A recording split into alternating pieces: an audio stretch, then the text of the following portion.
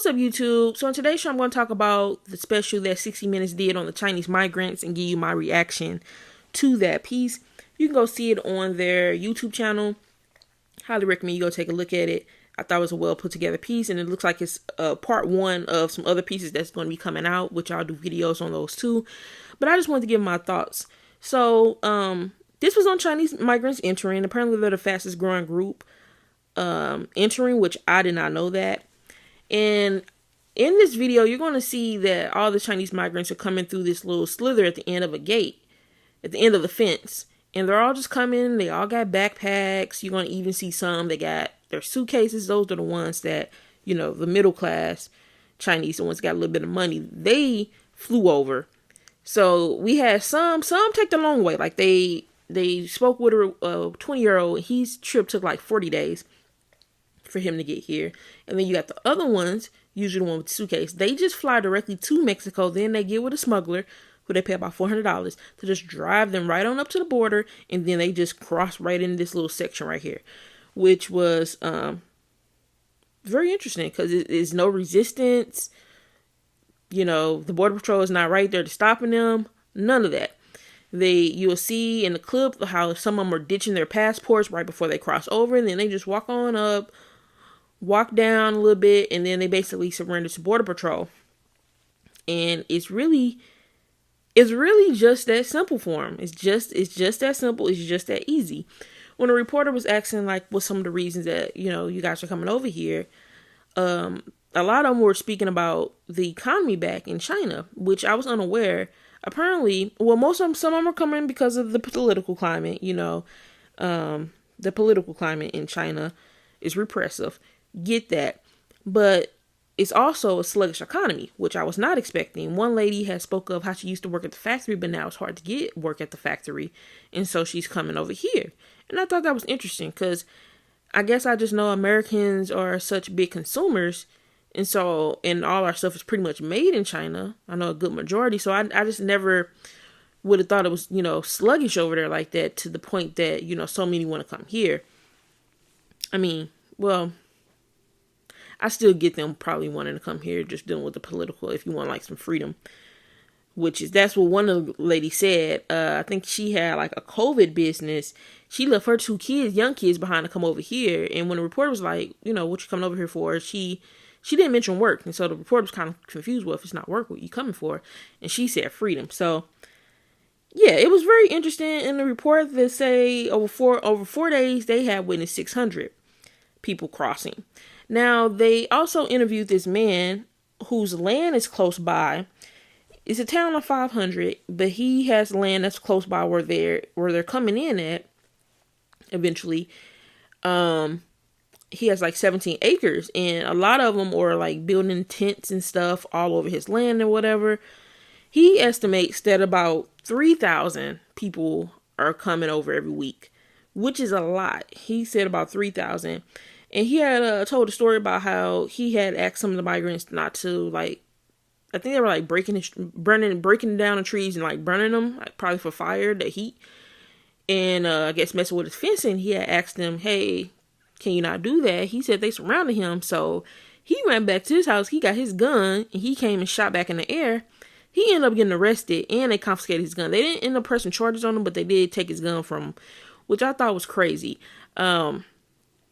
I get they don't want, you know, people shooting in the air, but at the same time, I gotta understand this man has immigrants, people that he don't know. The U.S. don't know who these people are. He don't know who these people are. All over his land, and you're taking his, and he, you know, he's trying to tell them they surrounded him. He was just trying to scare him off, probably. But the fact they took his gun, you know, for trying to protect his land that's crazy. It's not like he shot at someone. He said he shot in the air. But I thought that was interesting. I thought that was very interesting. The whole situation is very interesting, honestly. The whole situation is very honestly interesting. And then they spoke later about, you know, why are they not crossing through the port of entry, which would be the right way. And they had quickly mentioned in the story about how there's this app that migrants can go on to set an appointment to make an appointment for asylum, but that basically has a 4-month waiting list. And they say the app is very glitchy. Whereas, so why wait 4 months when they can come through this way, fly over, walk over, however they got to get here to this border, come through, they get detained for go through a background check, some go through an interview, and then they're released in 72 hours. So why would I wait? If it was a migrant, why would I wait 4 months to do that when I can just do this other way and be out into the U.S. and a whole new person in 72 hours? So, I mean, I get it. It ain't right, but I get why the migrants, but it's like the U.S., it seems like they're not doing anything, in my opinion. It seems like they're not doing anything because, like I said, that's a small slither. Border Patrol has to be down there anyway, so if they can put some big boulder rocks and barbed wire right there to deter them, anything at this point will help. And I understand people say, well, you can just knock that down, break that down, but if they go check it every couple of days, since they have to be at Border Patrol anyway, every couple of days, just go over a few days, go over there, check, make sure everything's still in place. Eventually, that will deter people from coming, and then they will have to change their methods of how they're going to get over here. But at this point, there's nothing stopping them. The U.S. border told the reporter they don't have the authority to stop the migrants from coming in illegally. All they can do is wait till they come in illegally and then arrest them for entering illegally, which is crazy to me. So they literally can't stop them from coming in. They have to wait till they come in and then boom. Then they have to go through this process. And like I said, once they surrender to Border Patrol, they're going to be released in about 72 hours and free to go. And it's like free to go as far as free to go apply for asylum. And then you say, well, what about the people that can't get asylum? They're still going to be stuck here. Because apparently the Chinese don't be taking their people back. So once they get here, they don't be taking them back, and the U.S. cannot force China to take their citizens back. So they're in this loophole, and basically they're here. So once they get here, they're here, and all this is very, very crazy to me. It's pretty ridiculous. It really, to me, it feels like the federal government's just not doing anything.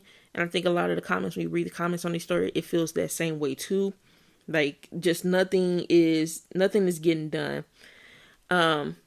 Another reason a lot of Chinese probably are going through this way is because visas are very hard to get now. So just to give you an idea, in 2016, they issued 2.2 million temporary visas, whereas in 2022, only 160,000. So that's a dramatic decrease because of the tensions between the U.S. and China, dramatic decrease in the amount of visas that's being granted.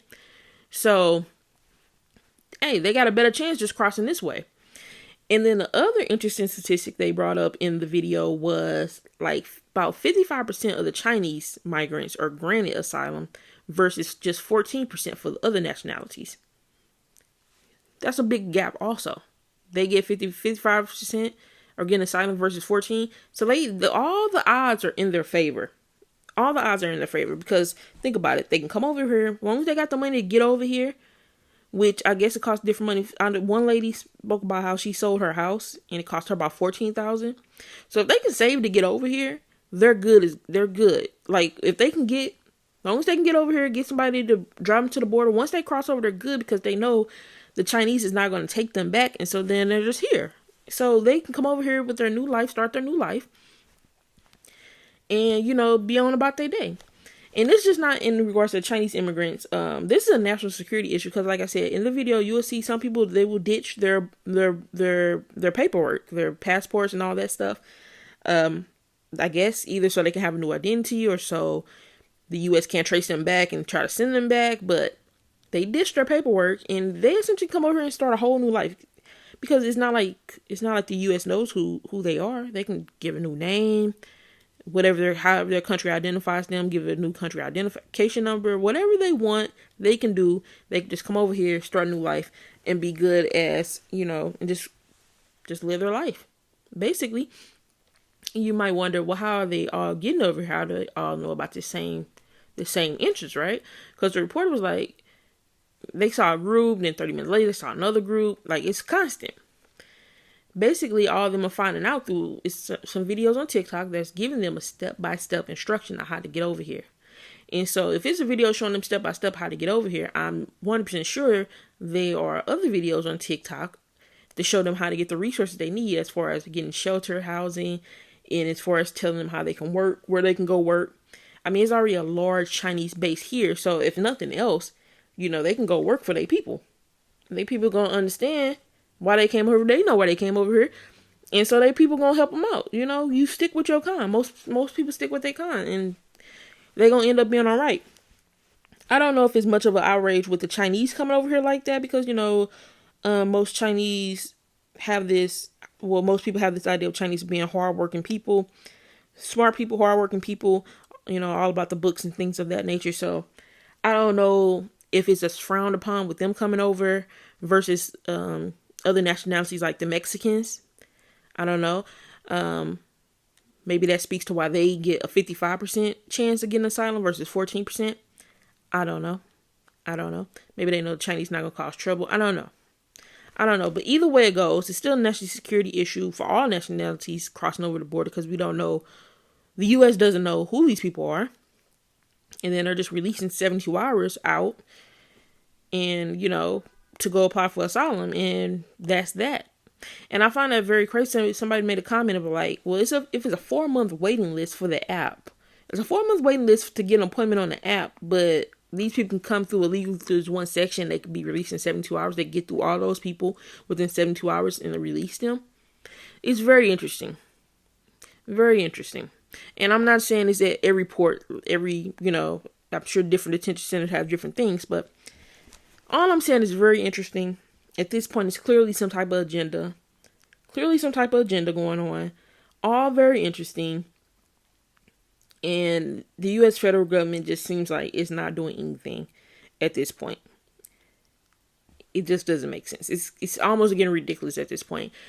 And I'll continue to be covering stories on the migrants because it's a hot issue right now. There's a lot going on. I'm just basically seeing how it all plays out.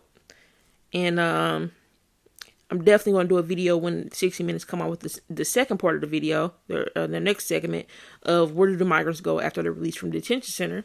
Because I'm just curious to know how the Chinese, how they're operating, Very curious. Let me know your thoughts. What you think if you watched the piece. What did you think about the piece? I thought it was a well put together piece. And kind of eye-opening.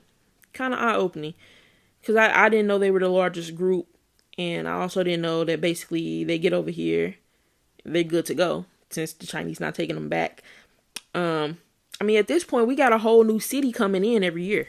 Like 100,000 people every year. That's a whole new city. And we ain't got the space. We got space, but we don't have the city's infrastructure ready for that. So let me know your thoughts. Subscribe if you haven't already. Till next time. Later.